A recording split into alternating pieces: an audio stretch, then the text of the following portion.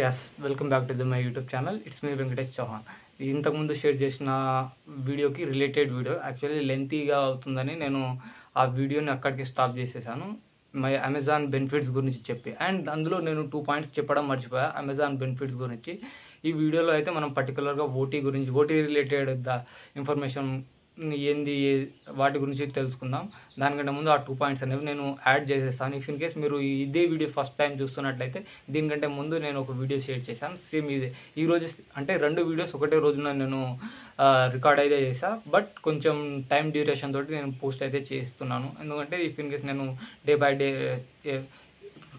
Daily ఒకటి share చేయాలి అనుకోండి, చేస్తే అంత బాగోదు, మళ్ళీ కంటెంట్కి ప్రాబ్లం అవుతుందని. అండ్ 2 పాయింట్స్ ఏంటి అంటే, వర్క్ ఫ్రమ్ హోమ్ వాళ్ళకి మీల్ కార్డ్ ఫెసిలిటీ ఎలా ఉంటుందో వర్క్ ఫ్రమ్ ఆఫీస్ వాళ్ళకి ట్రాన్స్పోర్టేషన్ ఛార్జెస్ అనేవి ఇస్తారన్నమాట. ట్రాన్స్పోర్టేషన్ ఛార్జెస్ అనేవి చాలామంది అనుకుంటారు ఇప్పుడు మనం వేరే ఎంఎన్సీ కాకుండా వేరే దాంట్లో వర్క్ చేస్తూ, ఫర్ ఎగ్జాంపుల్ చిన్న చిన్న స్టార్టప్లలో వర్క్ చేస్తున్నట్లయితే మన ఆఫీస్కి డైలీ వెళ్ళి రావడానికి మన ఓన్ ఖర్చులు అయితే పెట్టుకుంటాం. బట్ అమెజాన్లో అలా కాదు. అండ్ బిగ్ ఎంఎన్సీలో, నాట్ ఓన్లీ అమెజాన్, బిగ్ ఎంఎన్సీలలో అలా జరగదు. ట్రాన్స్పోర్టేషన్ ఛార్జెస్ అనేవి కూడా ఇస్తారు.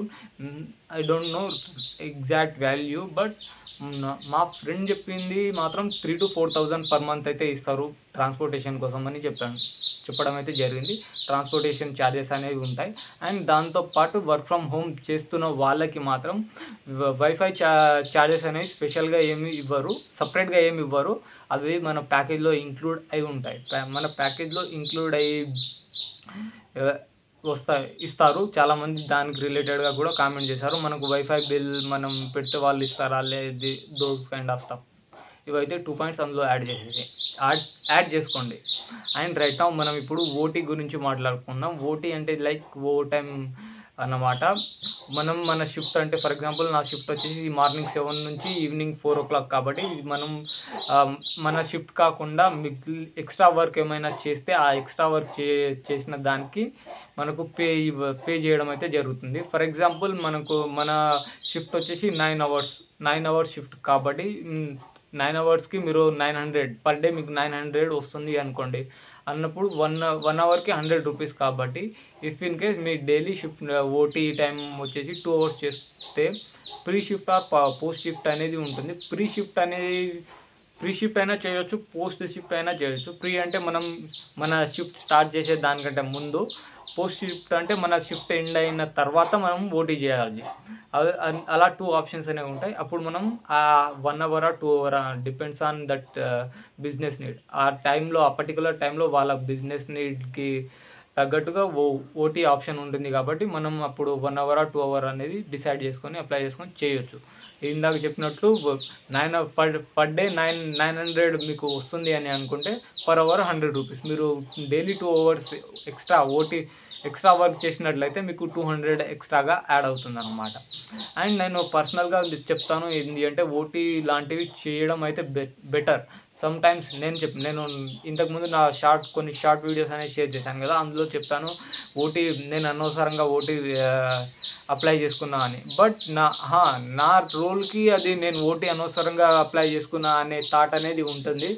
బట్ అందరు అమెజాన్లో ఇది ఒకటే రోల్ చేయరు కదా, డిఫరెంట్ రోల్స్లలో వర్క్ చేస్తారు కాబట్టి డిఫరెంట్ వర్క్ ఉంటుంది. అండ్ దాంతోపాటు ఆ వర్క్ డైలీ చేసి అలవాటు అయిపోతారు కాబట్టి సేమ్ టైం మనం 9 hours కాకుండా ఒక ఎక్స్ట్రా డైలీ 1-2 hours స్పెండ్ చేస్తే తప్పేం లేదు అనుకొని కూడా మనం ఓటీ చేయొచ్చు. ఓటీ చేస్తే బెనిఫిట్స్ అనేవి చాలా ఉంటాయి. ఎందుకంటే ఎండ్ ఆఫ్ ది డే మనకు కావాల్సింది మనీ కాబట్టి, మనం జాబ్ చేస్తున్నామంటే మనీ. కొన్నిసార్లు నేను అలా అంటలేను, హెల్త్ని కన్సిడర్ చేయకుండా ఓటీ చేయండి అని అలా మాత్రం చెప్పడం లేదు. బట్ ఇఫ్ ఇన్ కేస్ మీకు ఓటీ చేసుకునే ఆప్షన్ ఉంటే మీరు చేసుకోండి. మనీ ఎక్స్ట్రా మనీ వస్తుంది, అది మీకు ఎక్కడో అక్కడ మీ లైఫ్లో యూజ్ అవుతుంది. అండ్ దాంతోపాటు ఫర్ ఎగ్జాంపుల్ ఈ జూన్ మంత్లో నేనైతే 2 hours ఓటీ చేశాను కదా, 2 days చేశాను, 1 hour. అది నాకు ఈ జూన్ శాలరీలో ఇంక్లూడ్ అయ్యి రాదు. అంటే ఈ జూన్ శాలరీ ఎప్పుడు వస్తుంది మనకు, జూలైలో వస్తుంది కదా. జూలైలో వచ్చినప్పుడు జూన్ మంత్ ఎండ్లో వస్తుంది కదా. ఈ మంత్ శాలరీ ఎంతో అంత మనకు ఎక్స్ అమౌంట్ అనేది మన అకౌంట్లో క్రెడిట్ అవుతుంది కదా. ఆ టైంలో మనం ఈ మంత్లో చేసిన ఓటీ మనీ అనేది యాడ్ అవ్వవు. అది నెక్స్ట్ మంత్ శాలరీ స్లిప్లో పే స్లిప్లో యాడ్ అయ్యి వస్తాయి అన్నమాట. అంటే మనకు జూలై ఎండింగ్కి మనకు ఎవ్రీ మంత్ ఎండింగ్కి మన అమెజాన్లో మనకు పేమెంట్ అనేది చేస్తారు కాబట్టి జూలై ఎండింగ్కి మనం జూన్లో చేసిన ఓటీ మనీ అనేవి వస్తాయి. ఇది ఐ హోప్ మీకు ఈ బేసిక్ క్లారిఫికేషన్ అనేది తెలిసింది అని అనుకుంటున్నాను. మీరు క్యాల్కులేట్ చేసుకోండి.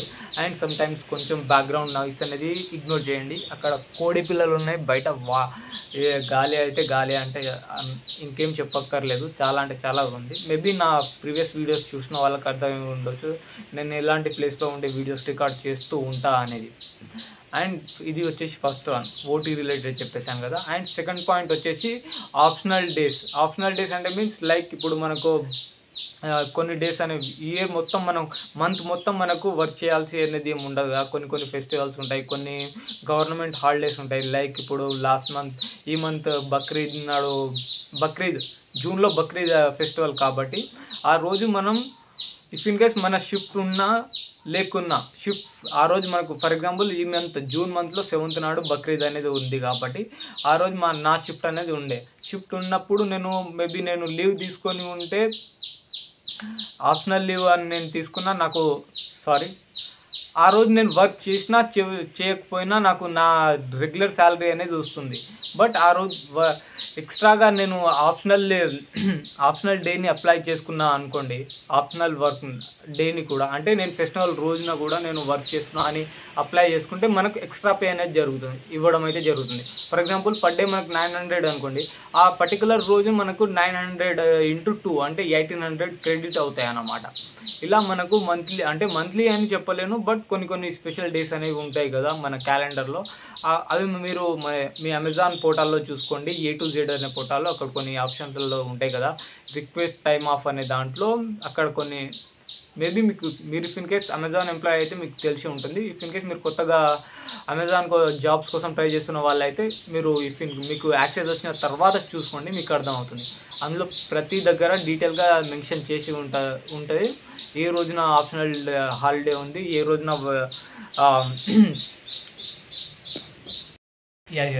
సారీ నేను పవర్ కట్ అయిపోయింది, దాంట్లో మొత్తం బ్లాక్గా ఉంది ఎందుకంటే వాన్ వస్తుంది కాబట్టి. అండ్ నేను ఇక్కడ వచ్చేసి ఆప్షనల్ డే గురించి మీకు అర్థమైంది అని అనుకుంటున్నాను. అండ్ థర్డ్ ఆప్షన్ వచ్చేసి మనం వీక్ ఆఫ్ రోజున కూడా వర్క్ చేయొచ్చు. వీక్ ఆఫ్ అంటే మనకు వీక్లీ 2 days అనేది వీక్ ఆఫ్ అనేది ఉంటుంది కాబట్టి వీక్లీ అట్లీస్ట్ మనం 1 day కూడా వర్క్ చేయొచ్చు. ఎక్స్ట్రా వర్క్ అంటే ఎక్స్ట్రా పేమెంట్ కోసం మనం వర్క్ చేయొచ్చు. అది డిపెండ్స్ ఆన్ మీ మేనేజర్ మీద, మీ ట్రైనర్ మీద డిపెండ్ అయి ఉంటుంది. మీరు వాళ్ళని అడిగితే వాటి గురించి మీకు ఫుల్ ఇన్ఫర్మేషన్ అనేది ఇస్తారు. బట్ జస్ట్ వీక్లీ 1 day అంటే ఇప్పుడు మనకు వీక్లీ 2 days వీక్ ఆఫ్ ఉంది కాబట్టి మనం వీక్లీ 2 days కూడా ఎక్స్ట్రా చేయొచ్చా అంటే అది కుదరని పని అంట. అది కుదరని పని అంట అని కాదు, కుదరని పని. ఎందుకంటే యాక్చువల్లీ మనం డైలీ వర్క్ చేసిన తర్వాత, వీక్ మొత్తం వర్క్ చేసిన తర్వాత వీకెండ్కి వీక్ ఆఫ్ కోసం అనేది చూస్తారు ఎవరైనా సరే.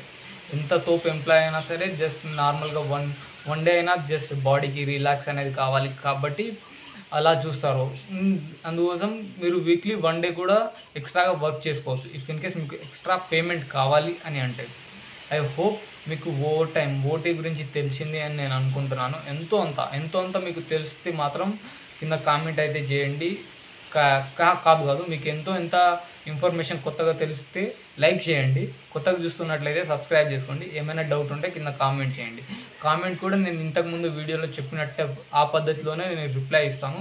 ఎందుకంటే నేను ప్రతి కామెంట్కి రిప్లై ఇవ్వడం అనేది నాకు కూడా కొంచెం ఇది అనిపిస్తుంది. ఫర్ ఎగ్జాంపుల్ నా ఈ వీడియో కింద పర్టికులర్గా ఇప్పుడు ఫర్ ఎగ్జాంపుల్ 200 members చూసిన వీడియో అయితే ఆ 200 members ఒక 6-7 members లైక్ కొట్టారు అనుకోండి.